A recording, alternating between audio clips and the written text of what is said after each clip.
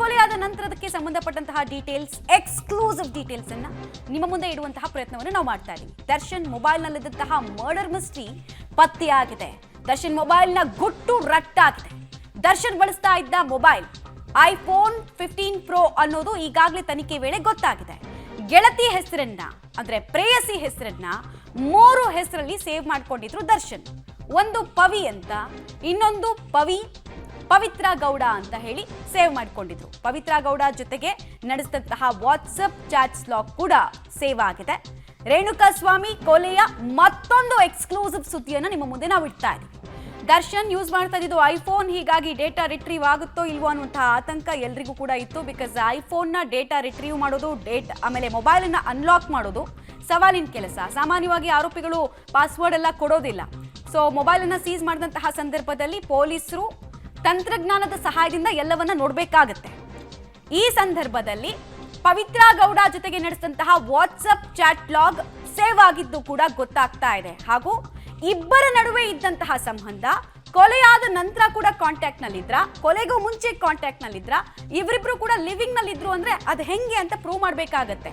ಕೋರ್ಟಿಗೆ ಒಂದ್ಸಲ charge sheet ಬಂದಾಗ ಟ್ರಯಲ್ ನಲ್ಲಿ ಕೇಳ್ತಾರೆ ಜಡ್ಜು, ಹೆಂಗೆ ಇವರಿಬ್ರು ನಡುವೆ ಸಂಬಂಧ, ಯಾವಾಗ್ಲಿಂದ ಕಾಂಟ್ಯಾಕ್ಟ್ ಅಲ್ಲಿದ್ರು, ಏನೇನಂತ ಮಾತಾಡ್ಕೊಳ್ತಾ ಇದ್ರು, ಅವರು ಸೆಲೆಬ್ರಿಟಿ, 100 ಜನ ಬಂದು ಫೋಟೋ ತಗೊಳ್ತಾರೆ, ಫೋಟೋ ಎಲ್ಲ ವರ್ಕೌಟ್ ಆಗಲ್ಲ ಅಂತ ಹೇಳ್ತಾರೆ. ಸೊ ಈ ಚಾಟ್ ಲಾಗು ಮತ್ತು ಅವರಿಬ್ಬರ ನಡುವೆ ಸಂಪರ್ಕ ಇತ್ತು ಮುಂಚಿನಿಂದಲೂ ಕೂಡ ಅನ್ನೋದನ್ನ ಪೊಲೀಸರು ಪ್ರೂವ್ ಮಾಡಬೇಕಾಗತ್ತೆ. ಆ ಪ್ರೂಫ್ನ ಮುಂದುವರೆದ ಭಾಗವಾಗಿ ಇದೆಲ್ಲವನ್ನ ಕೂಡ ಪೊಲೀಸರು ರಿಟ್ರೀವ್ ಮಾಡಿದ್ದಾರೆ. ಒಂದು ನಾನು ಆಗ್ಲೇ ಹೇಳಿದಾಗೆ ಐಫೋನ್ ಆಗಿದ್ರಿಂದ ಡೇಟಾ ರಿಟ್ರೀವ್ ಸವಾಲಿನ ಕೆಲಸ ಆಗಿತ್ತು. ಜೊತೆಗೆ ಪವಿತ್ರ ಗೌಡ ಹೆಸರನ್ನ ಹೆಂಗ್ ಸೇವ್ ಮಾಡ್ಕೊಂಡಿದ್ದಾರೆ ಇಂದ ಹಿಡಿದು ಯಾವಾಗ ಮಾತಾಡಿದ್ದಾರೆ ಅನ್ನುವಂತಹ ಟೈಮ್ ಲೈನ್ ಕೂಡ ಕನೆಕ್ಟಿಂಗ್ ದ ಡಾಟ್ಸ್ ನಲ್ಲಿ ತುಂಬಾ ಇಂಪಾರ್ಟೆಂಟ್ ಆಗುತ್ತೆ. ಯಾವಾಗ ಕಾಲ್ ಹೋಗಿದೆ, ಇವ್ರ ಕಡೆಯಿಂದ ಎಷ್ಟು ಕಾಲ್ ಹೋಗಿದೆ, ಅವ್ರ ಕಡೆಯಿಂದ ಎಷ್ಟು ಕಾಲ್ ಬಂದಿದೆ, ವಾಟ್ಸಪ್ ನಲ್ಲಿ ಚಾಟ್ ಆಗಿತ್ತ, ಏನೇನಂತ ಚಾಟ್ ಆಗಿತ್ತು, ಇದೆಲ್ಲವೂ ಕೂಡ ಇಂಪಾರ್ಟೆಂಟ್ ಆಗುತ್ತೆ. ಸೊ ಅದರ ಮುಂದುವರೆದ ಭಾಗದ ಡೀಟೇಲ್ಸ್ ನೋಡ್ತಾ ಇದೀವಿ.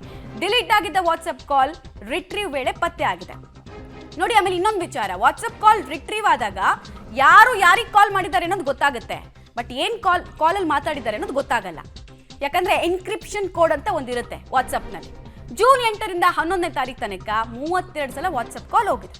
ಪ್ರದೋಷ್ ಜೊತೆಗೆ 10 ಬಾರಿ ವಾಟ್ಸಪ್ ಕಾಲ್ನಲ್ಲಿ ಮಾತುಕತೆಯನ್ನ ಕೂಡ ನಡೆಸಲಾಗಿತ್ತಂತೆ. ಜೂನ್ 8ರಿಂದ 11ನೇ ತಾರೀಕು ತನಕ ದರ್ಶನ್ ಯಾರ್ಯಾರಿಗೆ ಫೋನ್ ಹಾಯಿಸಿದ್ರು ಅನ್ನೋದಕ್ಕೆ ಸಂಬಂಧಪಟ್ಟಂತಹ ಡೀಟೇಲ್ ಕೃತ್ಯದ ಬಳಿಕ ಡಿಲೀಟ್ ಆಗಿದ್ದ ವಾಟ್ಸಪ್ ಕಾಲ್ ರಿಟ್ರೀವ್ ವೇಳೆ ವಿನಯ್ ಜೊತೆಗೂ ಕೂಡ ವಾಟ್ಸಪ್ ಅಲ್ಲಿ ಚಾಟಿಂಗ್ ಆಗಿರೋದು ಪತ್ತೆ ಆಗಿದೆ. ಹಾಗೆ ದರ್ಶನ್ನ ಮ್ಯಾನೇಜರ್ ನಾಗರಾಜ್, ಆತನ ಜೊತೆಗೂ ಕೂಡ ವಾಟ್ಸಪ್ ನಲ್ಲಿ ಕಾಲ್ ಕಾನ್ವರ್ಸೇಷನ್ ಆಗಿತ್ತು. ಮತ್ತು ಸಿಕ್ಕಿ ಬೀಳಬಾರ್ದು ಅನ್ನೋ ನಿಟ್ಟಿನಲ್ಲಿ ವಾಟ್ಸಪ್ ಕಾಲ್ನ ಮೊರೆಯನ್ನ ಆರೋಪಿಗಳು ಹೋಗಿದ್ರು. ಪ್ರದೋಷ್ ಜೊತೆಗೆ ನೋಡಿ, ಎಲ್ಲಾನು ಮ್ಯಾನೇಜ್ ಮಾಡ್ತೀನಿ ಅಂತ ಹೇಳ್ತಾ ಇದ್ದಂತಹ ಪ್ರದೋಷ್ ಹತ್ರ ಏನಾಯ್ತು, ಡೆಲಿವರಿ ಬಾಯ್ಸ್ ಬಂದ್ರ, ದುಡ್ಡು ಕೊಟ್ರ, ಈ ಥರದ್ದೆಲ್ಲ ವಿಚಾರಗಳನ್ನ ವಾಟ್ಸಪ್ ಕಾಲ್ ಮಾಡೋದ್ರ ಮೂಲಕವೇ ತಿಳ್ಕೊಂಡ್ರು ದರ್ಶನ್ ಅನ್ನೋದು ತಿಳಿದು ಬರ್ತಾ ಇದೆ. ಸೊ ದರ್ಶನ್ ಮೊಬೈಲ್ನಲ್ಲಿದ್ದಂತಹ ಸೀಕ್ರೆಟ್ನ ಭಾಗ ಹೆಂಗೆ ಅಂತ, ಆಮೇಲೆ ಇದು ಟೆಕ್ನಿಕಲ್ ಎವಿಡೆನ್ಸ್ ಆಗಿ ತುಂಬಾ ಇಂಪಾರ್ಟೆಂಟ್ ಆಗುತ್ತೆ. ಒಂದು ಕೊಲೆಗೆ ತಾತ್ವಿಕ ಭೌತಿಕ ಸಾಕ್ಷಿಗಳು ತುಂಬಾ ಇಂಪಾರ್ಟೆಂಟು. ಆಮೇಲೆ CRPC 161 ಹೇಳಿಕೆ ಕೊಟ್ಟಿದ ತಕ್ಷಣ, ಅಂದರೆ ನಾನು ಇವ್ರಿಗೆ ಕಾಲ್ ಮಾಡಿದೆ, ಇವ್ರು ನನಗೆ ಕಾಲ್ ಮಾಡಿದ್ರು ಅಂದ ತಕ್ಷಣನೇ ಅದು ಕೋರ್ಟ್ನಲ್ಲಿ ನಿಲ್ಲಲ್ಲ. ಇದಕ್ಕೆ ತಕ್ಕಂತಹ ಎವಿಡೆನ್ಸ್ ಬೇಕು. ಹೀಗಾಗಿ ಇದೆಲ್ಲವೂ ಇಂಪಾರ್ಟೆಂಟ್ ಆಗುತ್ತೆ. ಡೀಟೇಲ್ಸ್ ಕೊಡ್ತಾರೆ ಉಮೇಶ್. ಟೆಕ್ನಿಕಲ್ ಎವಿಡೆನ್ಸ್ ನಲ್ಲಿ ಆರೋಪಿಗಳನ್ನ ಐರನ್ ಲಾಕ್ ಮಾಡುವಲ್ಲಿ ಪೊಲೀಸರು ಫೈಲ್ ಮಾಡಿರುವಂತಹ ಚಾರ್ಜ್ ಶೀಟ್ ನಲ್ಲಿ ಏನೇನು ವಿಚಾರಗಳು ಇದೆ, ಆಮೇಲೆ ಇದು ಮುಂದಿನ ಹಂತಗಳಲ್ಲಿ ಟ್ರಯಲ್ ಹಂತದಲ್ಲಿ ಪ್ರಾಸಿಕ್ಯೂಷನ್ಗೆ ಎಷ್ಟು ಪೂರಕವಾಗುತ್ತೆ ಅಂತ ಅನ್ಸುತ್ತೆ.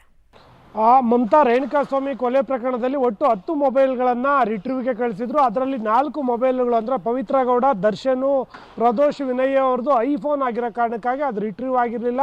ಕೊನೆಗೂ ಈಗ ರಿಟ್ರೀವ್ ಆಗಿರುವಂಥದ್ದು. ರಿಟ್ರೀವ್ ಆದಂಥ ವೇಳೆಯಲ್ಲಿ ಇವರು ಮಾಡಿದ್ದಂಥ ಚಾಟಿಂಗ್ಗಳಾಗಿರ್ಬೋದು, ಡಿಲೀಟ್ ಆಗಿರುವಂಥ ಕೆಲವೊಂದು ಮೆಸೇಜ್ಗಳು ಎಲ್ಲವನ್ನು ಕೂಡ ಈಗ ಪೊಲೀಸ್ ಅಧಿಕಾರಿಗಳು ಏನು ರಿಟ್ರೀವ್ ಮಾಡಿರುವಂಥದ್ದು. ಅದರಲ್ಲಿ ಕೆಲವು ಇಂಟ್ರೆಸ್ಟಿಂಗ್ ವಿಚಾರಗಳು ಕೂಡ ಬೆಳಕಿಗೆ ಬಂದಿದ್ದಾವೆ.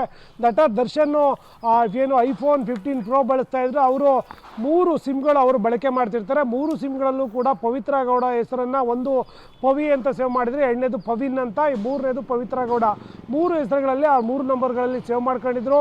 ಯಾವಾಗ ಈ ರೇಣುಕಾಸ್ವಾಮಿಯನ್ನು ಕಿಡ್ನಾಪ್ ಮಾಡಿ ಕೊಲೆ ಮಾಡ್ತಾರೆ, ಕೊಲೆ ಮಾಡಿದ 3 ದಿನಗಳ ಅಂತರದಲ್ಲಿ ಪ್ರದೋಷ್, ವಿನಯ್ ಮತ್ತು ಪವಿತ್ರ ಗೌಡ ಮತ್ತು ನಾಗರಾಜು 4 ಜನರ ಹತ್ರ 32 ಬಾರಿ ಅವರು ವಾಟ್ಸಪ್ ಕಾಲಲ್ಲಿ ಮಾತಾಡಿರುವಂಥದ್ದು ಮತ್ತು ಒಂದಷ್ಟು ಮೆಸೇಜ್ಗಳನ್ನು ಕೂಡ ಪರಸ್ಪರ ಶೇರ್ ಮಾಡ್ಕೊಂಡಿರುವಂಥದ್ದು ಈಗ ಪೊಲೀಸರ ತನಿಖೆ ವೇಳೆಯಲ್ಲಿ ಗೊತ್ತಾಗಿದೆ. ಇದು ತನಿಖೆ ವೇಳೆಯಲ್ಲಿ ಅಂದರೆ ಪ್ರಾಥಮಿಕ ವಿಚಾರಣೆ ವೇಳೆಯಲ್ಲಿ ಎಲ್ಲ ಅಂಶಗಳು ಕೂಡ ಬೆಳಕಿಗೆ ಬಂದಿದ್ವು. ಆದರೆ ಅದಕ್ಕೆ ಸಾಕ್ಷ್ಯಗಳು ಸಿಕ್ಕಿರಲಿಲ್ಲ. ಈಗ ಐಫೋನ್ ರಿಟ್ರೀವ್ ಮಾಡಲಾಗಿದೆ. ರಿಟ್ರೀವ್ನಲ್ಲಿ ಎಲ್ಲ ಪೂರಕ ದಾಖಲೆಗಳೆಂಬಂತೆ ಎಲ್ಲ ಸಾಕ್ಷ್ಯಗಳು ಕೂಡ ಈಗ ಪತ್ತೆ ಆಗಿರುವಂಥದ್ದು. ಈ ಎಲ್ಲ ಅಂಶಗಳನ್ನು ಕೂಡ ಈಗ ಚಾರ್ಜ್ ಶೀಟ್ನಲ್ಲೂ ಕೂಡ ಉಲ್ಲೇಖ ಮಾಡಿದ್ದಾರೆ. ಮುಂದಿನ ಪೊಲೀಸರ ತನಿಖೆಗೆ ಬೇಕಾದ ಎಲ್ಲ ಸಾಕ್ಷ್ಯಗಳು, ಅದಕ್ಕೆ ಪುರಾವೆಗಳು ಕೂಡ ಈಗ ಸಿಕ್ಕಿರುವಂಥದ್ದು. ಮಮತಾ, ಓಕೆ, ಹಾಗೆ ಸಂಪರ್ಕದಲ್ಲಿರಿ ಉಮೇಶ್. ವಾಪಸ್ ಬಂದೆ. ಇದು ದರ್ಶನ್ ಮೊಬೈಲ್ಗೆ ಸಂಬಂಧಪಟ್ಟಂತ ಡೀಟೇಲು.